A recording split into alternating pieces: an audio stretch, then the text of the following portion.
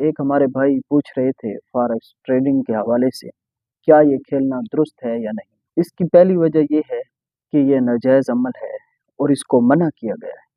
اس کی وجہ یہ ہے کہ یہ شرعی اصولوں کے مطابق نہیں ہے، شرعی اصولوں کے مطابق نہیں ہے۔ شریعت ہماری یہ کہتی ہے کہ خرید و فروخت کا جو عمل ہے وہ عملی طور پر ہو۔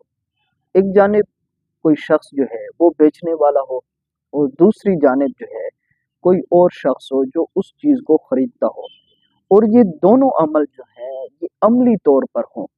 جبکہ فارکس ٹریڈنگ کے اندر فگر تبدیل ہو رہے ہوتے ہیں، فگر چینج ہو رہے ہوتے ہیں، اور یہ تمام تر چیزیں جو ہیں عملی طور پر نہیں ہوتے، اس لیے فارکس ٹریڈنگ جو ہے وہ درست نہیں ہے۔ اور بعض اوقات تو اس طرح بھی ہوتا ہے کہ وہ چیز ہوتی نہیں ہے، صرف نیٹ پر لگا دی جاتی ہے کہ میرے پاس اتنا سونا ہے، اتنا چاندی ہے، یا تو پھر اتنی مقدار میں میرے پاس تیل ہے، کوئی خریدنے والا ہو۔